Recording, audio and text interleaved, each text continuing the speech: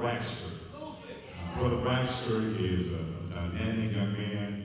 I saw him when he was at Southwestern Christian College. This is the product. This is the product. I said, Brother Braxter, where's the money going? Where's the money going? This is the product. This is the product. And so we have young people in the audience that you have helped through the years, and I like to point out the product. But Brother Braxter is a native of Montgomery, Alabama, a graduate of Southwestern Christian College. He's presently working a Master of Divinity student at Harding School of Theology. And he's been preaching for 18 years. And most importantly, here, he's a child of God.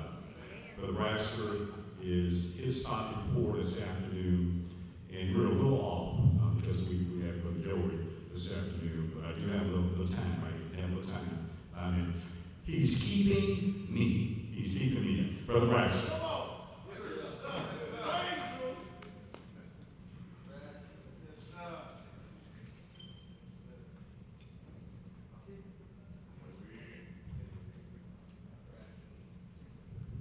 For the moments that we'll share together, will the heads will be bowed and the eyes will be closed. Gracious God and Father, we thank you for another expression of your loving kindness toward us. You brought us here safely. You navigated us throughout the course of our day. And Father, we beg your blessings on this moment that we'll share together now. Lord, personally, I pray now, I thank you for another preaching privilege. I thank you for a place to preach. I thank you for people to preach to, and Father, I pray now that you would give me power to preach. Lord, would you use my eyes to see the word, use my mind to understand your word, use my mouth to speak your word, and my body to demonstrate your word. Lord, we need a word from you now. Yes, Lord. Speak through me as only as you can. It's in the mighty master's name of Jesus we pray and ask all things. Amen. I'd like to begin expressing my appreciation to our President, Dr. Evans, to our Interim President, Dr. Gibbs, to our Vice President and Leader, Dr. Maxwell, to our Moderator, Dr. Price, to each of you, my brothers and sisters in the Lord Jesus. It's good to see you and to be in fellowship with you today. To all of the men that will be coming after me, what a blessing it is to share these preaching privileges with you. I am certainly the least of these. Years ago, I had a grandmother that enjoyed watching the Braves play. Occasionally, I have watched a little baseball myself, and I was intrigued one day to see at the beginning of the game, they brought out a little boy who was a part of the Make-A-Wish Foundation, and it was his one desire before life transitioned him home that he could throw the first pitch of a Major League Baseball game. And I'm just thankful to be able to throw the first pitch. This afternoon, I'm going to throw my little ball, and I'm going to get out of the way. Amen? Amen. Would you meet me? Psalm 27. Psalm 27. Of course, there are many preachers that gather here today that could have this preaching privilege, but I am thankful for this preaching privilege. A blessing it is to see my father in ministry, Dr. Matthew Miles from the Terry Street Church in Ripley, Mississippi, in the audience this afternoon. Psalm 27, beginning in verse number 1. How much time do we have, Dr. Price? 20 minutes. Started after I finished reading. The Lord is my light and my salvation. The question comes, whom shall I fear? The Lord is the strength of the stronghold of my life. Another question arises in the text, of whom shall I be afraid? When the wicked, even my enemies and my foes, came upon me to eat of my flesh, they stumbled and fell. Though a host should encamp against me, my heart shall not fear. Though war should rise against me, in this will I be confident. What are you confident in, David? That the Lord is my light and he's my salvation. Verse 4, one thing have I desired of the Lord, and that will I seek after, that I may dwell in the house of the Lord all the days of my life, to behold the beauty of the Lord, and to inquire in his temple. For in the time of trouble he shall hide me in his pavilion. In the secret of his tabernacle he shall hide me. He shall set me upon a rock. And now shall my head be lifted above my enemies round about me. Therefore will I offer in his tabernacle sacrifices of joy. I will sing, yea, I will sing praises unto the Lord. Hear, O Lord, when I cry with my voice. Have mercy also upon me, and answer me. When thou sayest, seek my face, my heart said unto thee, thy face, Lord, will I seek. Hide not thy face far from me. Put not thy servant away in anger, for thou hast been my help. Leave me not, neither forsake me, O God of my salvation. When my father and mother forsake me, then the Lord will take me up. Teach me thy way, O Lord, and lead me in a plain path because of my enemies. Y'all still in the house with me? Deliver me not unto the will of my enemies, for false witnesses have risen against me, and such breathe out cruelty. I had fainted, verse 13, unless I had believed to see the goodness of the Lord in the land of the living. Finally, verse 14, wait on the Lord. Y'all should have got happy right there. Wait on the Lord. Be of good courage, and he shall strengthen thine heart. One more time. Wait, I say, on the Lord. This afternoon, the subject that I'd like to speak to you from is simply, he's keeping me. He's keeping me. It was Tuesday, November the 6th, 2012, a day that I will always remember. It was the day that my grandmother, Miss Marie Smith, departed this life and proceeded to the next life. Her death saddened me for many reasons. Number one, she was my grandmother. She was a confidant. She was loving and kind-hearted, and I would miss her. But I was also saddened because I made her a promise that time had not yet allowed me to provide. Years prior to her death, I made her a promise that one day I would buy her a new house. I noticed as a child that her house didn't have much to it, and I believed that she deserved something better. That old house had only a couple of bedrooms, one functioning bathroom that didn't even have a shower that worked. It didn't have central air or heat. It was located in the hood. As a matter of fact, it was in the projects. I wanted better for her, and I made her a promise one day to buy her a new house. But when I would tell her these things, she would simply smile, and in a unique way, she would reply, baby, it's been keeping me, so I'll be keeping it. Those were such profound words from a woman who didn't have a high school diploma, such a deep theological stance from a woman who could not even spell seminary. Though I didn't understand fully then, I see it so much clearer now. Through my eyes, I saw a house that had a sinking foundation, but she saw a place that was a safe haven for 9 children. I sure wish y'all would pray with me this afternoon. I saw dilapidation and disaster, but she saw a place that was deliverance from having to depend on others. I saw a place that was outdated and needed to be updated or even replaced. But she saw a place that was good enough for her and her children and her grandchildren, and it was still standing, so she decided to stick with it. I saw a place that appeared to be too small for everyone to fit comfortably, but she saw a place that had been a shelter in the time of trouble. I saw a place with no central air, no central heat, but she saw a place that kept them warm in the wintertime, cool in the summertime. In simple terms, she was saying, I may not have much, but I still have God. And as long as I have God, he's all I have and he's all I need. He is enough. She believed that as long as he kept keeping her, that she had no choice but to keep on keeping him.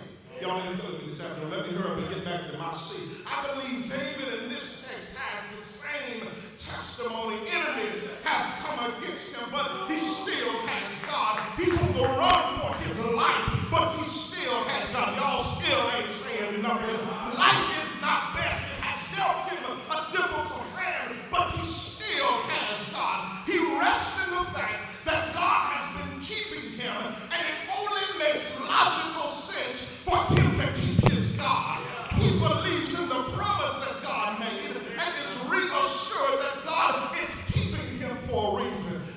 y'all would pray with me. I believe this text teaches us that David is kept, number one, from his enemies. Number two, he's kept from his enemy. And finally, he's kept for future destiny. Walk with me through the text if you don't mind. Number one, he's been kept from his enemy. David begins this text by saying, the Lord is my light and he's my salvation. A question arises in the text, whom shall I fear? Brothers and sisters, would you let me suggest to you and let me submit to you this afternoon that this is the first time that the Lord has ever been equated to light. And it's not really using it as a descriptive term, but really one of his attributes. Really, literally the text is saying that the Lord is the creator and he is the originator. He is the sustainer of life. Literally, when the Lord said, let there be light, light was not, and so as Jack Jr. would say, all that was not started struggling to become. He goes and he flips on the light switch and light comes out of stringent darkness. And what David is literally saying is, when the Lord is the originator of life, when he is the sustainer of my life, there's nobody in the world that can do anything against me because the Lord has his hands on me. Question arises, whom shall I fear? Of whom shall I be afraid? Literally, the text says that the Lord is the stronghold of my life. The Lord is the strength of my life. Literally, the Lord is a safe place for my life. He is the sustainer. He is the giver. He keeps me going in life, but then he is the protector around my life. Says, Lord is my life. He's my salvation. Whom shall I fear? The Lord is the strength of my life. Of whom shall I be afraid? This song opens in a unique way by equating God to life. It's the first time that this description is used of him. Literally, he's saying, God is all I have. He's all that I need. Because of the power that God possesses to provide, protect, and preserve, David is confident that he will be protected from every evil attack. As a matter of fact, he details that God has caused his enemies, when they have come up against him, to stumble and fall. Literally, the trap that they set for David, they fell to it themselves. And so number one says, David says, I don't mind keeping him because he's been keeping me from my enemies. It says, wicked ones have come against me, enemies have come, my foes have come, but the Lord has made all of them stumble and fall. All right. David's desires is to stay in a place of close relationship with God, simply desiring to dwell in his house. And I believe that God fought for David in war times because David knew how to worship, at all times. Y'all in the house? I believe the reason why God fought for David in war times because David learned how to worship at all times. Notice the next part of the text says, one thing have I desired. And that thing what I seek after is simply to dwell in the house of the Lord, to inquire in his temple, to be in the presence of God. When was the last time you just desired to be in the presence of God? When was the last time you just wanted to be in the beauty of his holiness? When was the last time you came ready to worship because of his awesomeness?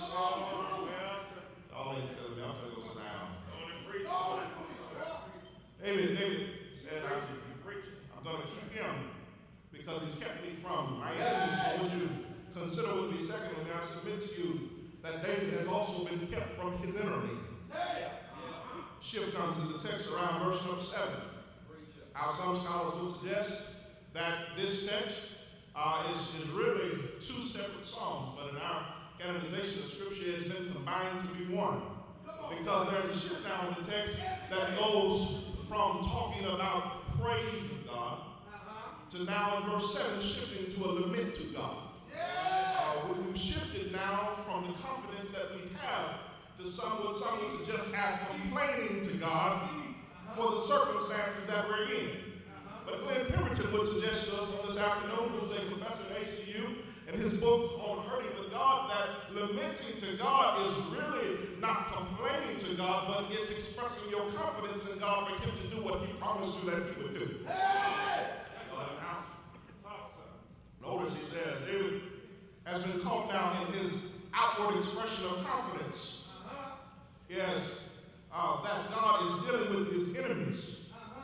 but he's conflicted with an inward depression and a concern for how he needs God to deal with his enemy. One more time. He's caught between an outward expression of the confidence he has that God is dealing with his enemies, but it's conflicted with an inward depression concerning and a concern for how God is to deal with him and his enemy. David stops lauding God for his mighty hands and begins lamenting to God about his miserable hand that he feels that he's been dealt. David gets to a point after he expresses his confidence in God that he begins then to cry out to God. And he says, Lord, I need you to hear me. I need to be in a place where you will hear me. I need to be in a place where you will respond to me. Don't turn your face from me. I will venture to believe that there are difficult days in our lives where we can come to the worship assembly on Sunday. We can lift up holy hands, but we can leave out of that place still feeling far from God. Perhaps you've never been there before. Perhaps you lived a holy life, but there have been days in my life, short 26 years of living, that I've come and I've preached my heart out and I've left feeling empty. I've given all and I've received nothing. And my prayer tonight has been, Lord, don't take your hand off of me. Lord, hear me when I cry out to you. I feel like I have been deserted by others. Lord, I know that you can work on outside forces, but I need for you to deal with the inside forces that I'm dealing with today. David has seen God's hand deal justly with his enemies, but his inner man needs God to deal mercifully with him. He's in a place where he feels forsaken by everyone else, but he cries out and pleads for God not to forsake or to abandon him, but literally to favor him. He desires to be heard from the heart and helped in his time of hurt. He is concerned about the cruelty that he has encountered, and he prays that God will not allow him to be overtaken by them. Can you imagine David, a man that's been called a man after God's own heart? He has been anointed as a young man to be the next king over Israel. He has so much favor in his life, but yet, though he has so much favor in his life, he has to deal with so many foes. Maybe I'm in the house by myself. I hear you. He has so much favor in his life. He's been gifted by God. He's been anointed, but he has not yet arrived at the appointment. But he believes that God has a special blessing on his life. But why in the world, if God has blessed me like this, why would I be encountering so many different burdens? David has to deal with the enemy. There's a part of the text that says, when my mother and my father forsake me, Lord, I need you to take me up. So that, as a matter of fact, Lord, I need you to lead me in a path because of my enemies. Literally what he's saying, I need you to take me into a place where you'll show me that you're still God. I believe there comes a place, a point in our lives where we just want to dwell in the presence of God. And even with all of the calamity that is around us, even if he don't take us out of the storm, he don't want the enemy to we don't want the enemy to overtake us. One last thing. David has been kept from his enemies. God deals with him and his enemy. Thirdly and finally, God saves him for future destiny. The text shifts from confidence to concern, and it closes with renewed commitment to his faith in God. David remained committed to God despite the chaos and the calamity that was around him. David expresses his feelings of frustration and how he had fainted, but he believed. Time we get to verse number 13 of the text, he says, I had fainted unless I believed. That's the time of the writing of the text. David has not yet ascended to kingship. Come on, Doc.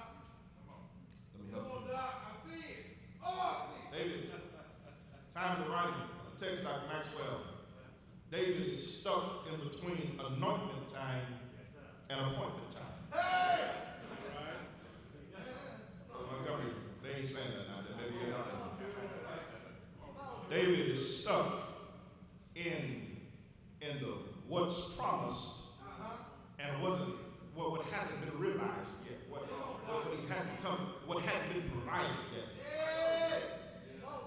David says, I had fainted. I've been frustrated by this situation. I wanted to throw in the towel. I wanted to give up. I had fainted, but I believed. I was listening to my old boss one day, and he was talking about that term, believe. Boss, you remember that? You told me that it was a two-term word that it was by believe. Come on, God. If you flipped it, it was something that you lived by. Hey! Literally, David says, I was about to give up. I was about to throw in the towel, but there was something that I lived by that kept me grounded. And what is it that you lived by, David, that kept you grounded? It was that the Lord made me a promise that he has not yet provided. He made me a promise as a little boy that one day I was going to be king. And the reason why calamity hasn't killed me, the reason why depression hasn't taken me out, the reason why all of the chaos around me has not taken me out is because the Lord hasn't provided on this promise sheet. I'm in my seat. I'm in my seat. I love Disney movies. One of my favorite Disney movies is The Lion King. And in The Lion King, you will remember that there were two brothers, Mufasa and Scar. Mufasa had a son by the name of Simba. As a matter of fact, I love the movie so much, I named my car Simba. But there comes a point in the movie where Mufasa is assassinated by his own brother. And then he's trampled over by the stampede of animals right in front of Simba's eyes. In fear, Simba runs into the jungle, but he's met by two comrades by the name of Timon and Pumbaa. They meet Simba at a time where he's lost hope. He is afraid for his life. He doesn't know what's going to happen to him. But those two comrades, Timon and Pumbaa, speak a word of life back into him, and they get him going, letting him know that one day you're going to be king because of who your daddy is. And Simba gets his courage back up, and they begin marching around the jungle singing a song, "Oh, I just can't wait to be king." Y'all ain't feeling me this afternoon. And I believe the reason why David did not give up, he began marching around in the midst of all of his calamities, saying, "Oh, I just can't wait to be king." I got one more thing and then I'm done. David expressed confidence in God. That God kept him, so he might as well keep his God. The same declaration that my grandmother made. The house kept her, so she decided to keep it. She was just going to wait until her change. The text closes this way. After David expresses his confidence in God, he encourages somebody else that simply says, "Wait on the Lord. Be of good cheer. He'll strengthen thy heart. Wait, I say, on the Lord." There's a story that I'm reminded of as I go to my seat. Story of a woman. Oh, very spiritual woman. She went to church every week. She was as faithful as she could be. Went to church, and every Sunday, as the preacher would close his sermon, she would begin to get excited. In her excitement, she would stand to her feet. I know that ain't allowed in some churches, but she would stand to her feet, lift up her hands, and say, "Lord, I thank you for my new car. Lord, I thank you for my new car." At the close of the service, she would walk to the back door, shake the preacher's hand, and tell him what a wonderful job he did, Mims. Walk off the steps of the church and go catch the bus. Week 2 rolled around. Preacher got to preaching real good. In a burst of excitement in response to the sermon, she jumped up and lifted up her hands and said, Lord, I thank you for my new car. Lord, I thank you for my new car. At the close of the service, she walked to the back door, shook the preacher's hand, told him what a wonderful job he did, how he preached us so happy. Walked down the steps of the church, went and caught the bus. Week 3 rolled around. Preacher got real happy. Service ran a little bit long. At the conclusion of the service, she stood up once again, threw her hands in the air, and said, Lord, I thank you for my new car. Lord, I thank you for my new car. At the close of the service, she walked to the back door, shook the preacher's hand, told him what a wonderful job he had done that day and how he had blessed her. But as she was finishing shaking his hand, she noticed that her bus was pulling off. She went, she sat at the bus stop, and was waiting on the next bus to roll around. When the preacher had finished shaking hands, she walked, went and sat next to her and said, Sister, I've been meaning to ask you. The last few Sundays at the close of my sermon, you got very excited. You throw your hands up and you say, Lord, I thank you for my new car. Lord, I thank you for my new car. But after you shake my hand and tell me what a wonderful job I did preaching, I see you go and catch the bus. So I'm just wondering, where is your new car? I said, preacher, that's simple. It ain't here. I said, I can clearly see that. But is it that you have bought such a nice car that you're afraid of what the members may say? You don't want to bring it up here because you don't want to cause any type of distraction. She said, no, preacher, that ain't it. Is it that you loaned it to a family member and they are kind enough to bring you to the worship assembly? No, preacher, that ain't it. Well, is it that you purchased a lemon and it won't get you all the way here and back without breaking down? No, preacher, that ain't it. He said, well, sister, can you help me with something? What is it then? She looked at him and said, preacher, it's simple.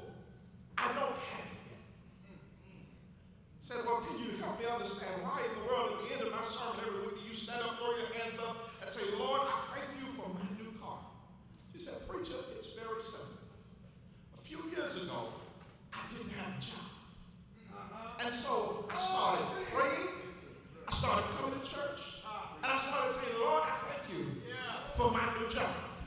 Lord, I thank you for my new job. It took him a little while, but now I got a job with full benefits. A little while after that, I wanted to be married.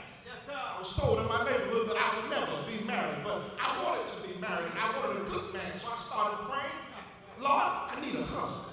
I would come to church and I would lift up my hands and say, Lord, I thank you for my good husband. Lord, I thank you for my good husband. It took him a little while, but I've been married for a few years now.